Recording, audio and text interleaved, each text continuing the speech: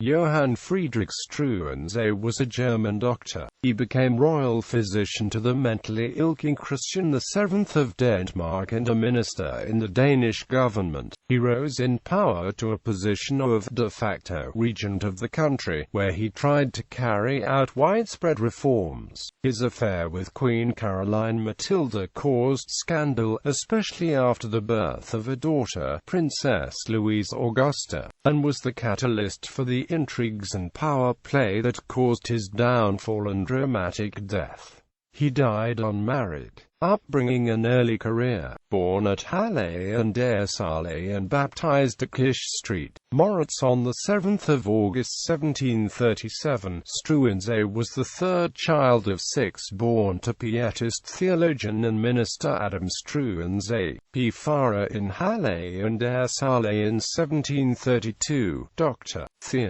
van Halle, from the University of Halle in 1757, pastor in Altona between 1757 and 1760, KGL, General Superintendent von Schleswig and Holstein, between 1760 and 1791, and his wife Maria Dorothea Karl, a respectable middle-class family that believed in religious tolerance. 3 of the Struensee sons went to university, but none became theologians like the father. 2 of the daughters married ministers. Johann Friedrich entered the University of Halle on 5 August 1752 at the age of 15, where he studied medicine, and graduated as a doctor in medicine on 12 December 1757. The university exposed him to Age of Enlightenment ideals, and social and political critique and reform. He supported these new ideas, becoming a proponent of atheism, the writings of Claude Adrien Helvetius, and other French materialists. When Adam and Maria Dorothea Struensee moved to Altona in 1758, where the elder Struensee became pastor of Trinitatis Kish, Johann Friedrich moved with them. He was soon employed as a public doctor in Altona, in the estate of Count Rantzau, and in the Pinneberg district. His wages were meager, and he expected to supplement them with private practice. His parents moved to Rendsburg in 1760, where Adam Struensee became first superintendent for the duchy, and subsequently superintendent general of Schleswig-Holstein. Johann Struensee, now 23 years old, had to set up his own household for the first time. His lifestyle expectations were not matched by his economics.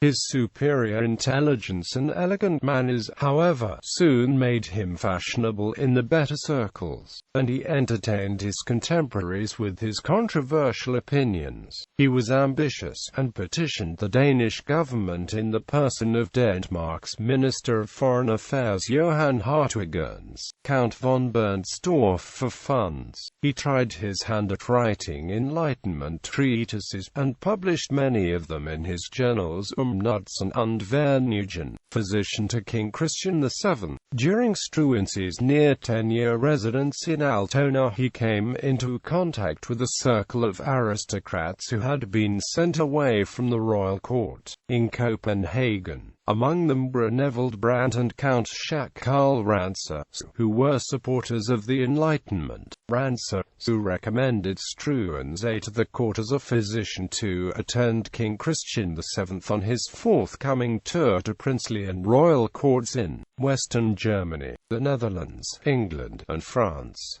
Struensee received the appointment in April 1768.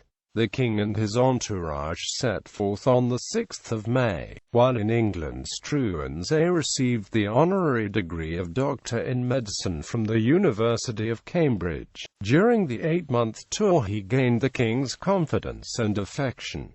The king's ministers, Bernstorff and finance minister H.C. Schimmelmann, were pleased with Struensee's influence on the king, who began making fewer embarrassing scenes. Upon the court's return to Copenhagen in January 1769, Struensee was appointed personal physician to the king. In May, he was given the honorary title of State Councillor, which advanced him to the class of the third rank at court. Rise to power. First he reconciled the king and queen. At first Caroline Matilda disliked Struensee, but she was unhappy in her marriage, neglected and spurned by the king, and affected by his illness. But Struensee was one of the few people who paid attention to the lonely queen, and he seemed to do his best to alleviate her troubles. Over time her affection for the young doctor grew, and by spring 1770 he became her lover, whose successful vaccination of the baby crown prince in May still further increased his influence. Struensee was very involved with the upbringing of the Crown Prince Frederick VI along the principles of enlightenment, such as outlined by Jean-Jacques Rousseau's challenge to return to nature. However, he had his own rather strict interpretation of Rousseau's ideas by isolating the child, and encouraging him to manage things largely on his own. He also took Rousseau's advice about cold being beneficial for children literally, and the Crown Prince was thus only sparsely clothed even during winter time. Struensee was named royal advisor and conference raid on 5 May 1770. The royal court and government spent the summer of 1770 in Schleswig-Holstein. On 15 September the king dismissed Chancellor Bernstorff, and on 18 December Struensee appointed himself Maître des Requêtes, consolidating his power and starting the 16-month period generally referred to as the time of Struensee, when in the course of the year the king sank into a condition of mental torpor. Struensee's authority became paramount, in control of the government. At first, Struensee kept a low profile as he began to control the political machine. However, in December he grew impatient, and on the 10th of that month he abolished the Council of State. A week later he appointed himself Maître des Requêtes. It became his official duty to present reports from the various departments of state to the king. Because King Christian was scarcely responsible for his actions, Struensee dictated whatever answers he pleased. Next, he dismissed all department heads, and abolished the Norwegian viceroyship. Henceforth the cabinet, with himself as its motive power, became the one supreme authority in the state. Struensee held absolute sway for almost 13 months, between the 18th of December 1770 and the 16th of January 1772. During this time he issued no fewer than 1069 cabinet orders, or more than 3 a day. Reforms initiated by Struensee included abolition of torture, abolition of unfree labor, abolition of the censorship of the press, abolition of the practice of preferring nobles for state offices, abolition of noble privileges, abolition of undeserved revenues for nobles, abolition of the etiquette rules at the royal court, abolition of the royal court's aristocracy, abolition of state funding of unproductive manufacturers, abolition of several holidays, introduction of a tax on gambling and luxury horses to fund nursing of foundlings, ban of slave trade in the Danish colonies, rewarding only actual achievements with feudal titles and decorations, criminalization and punishment of bribery, reorganization of the judicial institutions to minimize corruption, introduction of state-owned grain storages to balance out the grain price, assignment of farmland to peasants, reorganization and reduction of the army. University reforms, reform of the state-owned medical institutions. Other reforms included the abolition of capital punishment for theft, the doing away with such demoralizing abuses as perquisites, and of lackeyism, the appointment of powerful men's domestic staff to lucrative public posts. Critics of Struensee thought that he did not respect native Danish and Norwegian customs, seeing them as prejudices and wanting to eliminate them in favor of abstract principles. He also did not speak Danish, conducting his business in German. To ensure obedience, he dismissed entire staffs of public departments, without pensions or compensation, and substituted with nominees of his own. These new officials were in many cases inexperienced men who knew little or nothing of the country they were supposed to govern. While initially the Danish people favored his reforms, they began to turn against him. When Struensee abolished all censorship of the press, it mostly resulted in a flood of anti-Struensee pamphlets. During the initial months of his rule, middle-class opinion was in his favor. What incensed the people most against him was the way in which he put the king completely on one side, and this feeling was all the stronger as, outside a very narrow court circle, nobody seems to have believed that Christian VII was really mad, but only that his will had been weakened by habitual ill usage, and this opinion was confirmed by the publication of the Cabinet Order of 14 July, 1771, appointing Struensee Geheime Kabinetsminister or Geheime Kabinetsminister, with authority to issue cabinet orders which were to have the force of royal ordinances, even if unprovided with the royal sign manual. Struensee's relations with the Queen were offensive to a nation which had a traditional veneration for the royal house of Oldenburg, while Caroline Matilda's conduct in public scandalized the populace. The society which daily gathered round the king and queen excited the derision of the foreign ambassadors. The unhappy king was little more than the butt of his environment, but occasionally the king would put up a show of obstinacy and refuse to carry out Struensee's orders, and once, when he threatened his keeper, Brandt, with a flogging for some impertinence, Brandt ended up in a struggle with the king, and in the course of this he struck the king in the face.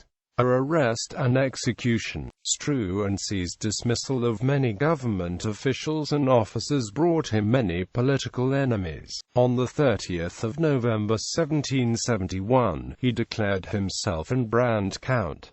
These actions stirred feelings of unease and dissatisfaction in the populace of Denmark. Christian VII, along with his queen, Struensee and Neville Brandt, members of the royal court, spent the summer of 1771 at Hirschholm Palace north of Copenhagen.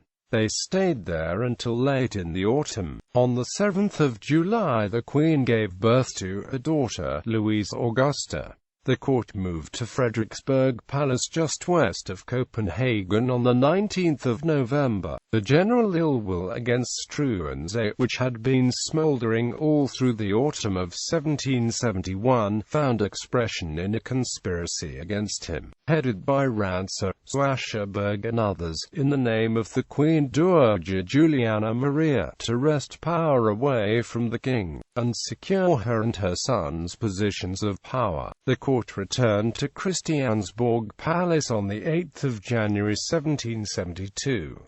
The season's first masquerade ball was held at the Court Theatre on the 16th of January. A palace coup took place in the early morning of the 17th of January 1772. Struensee, Brandt and Queen Caroline Matilda were arrested in the respective bedrooms, and the perceived liberation of the king, who was driven round Copenhagen by his deliverers in a gold carriage, was received with universal rejoicing. The chief charge against Struensee was that he had usurped the royal authority in contravention of the royal law. He defended himself with considerable ability and, at first, confident that the prosecution would not dare to lay hands on the Queen, he denied that the liaison had ever been criminal.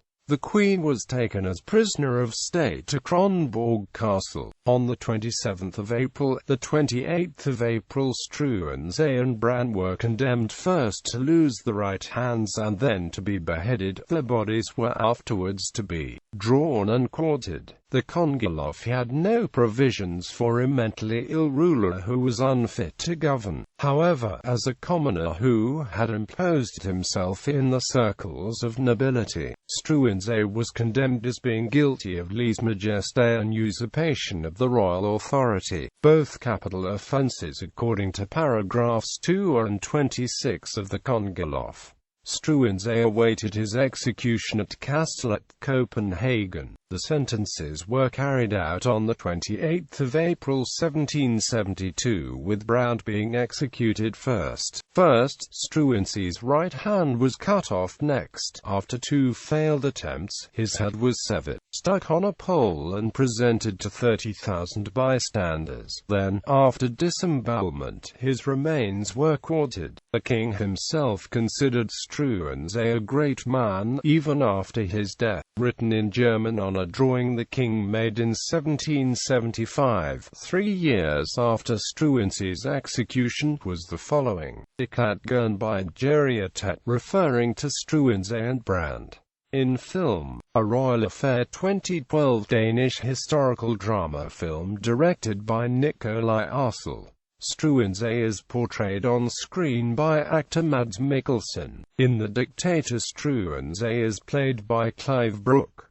Herrscher ohne Krone, King in Shadow. Dir Harald Braun, W. Germany.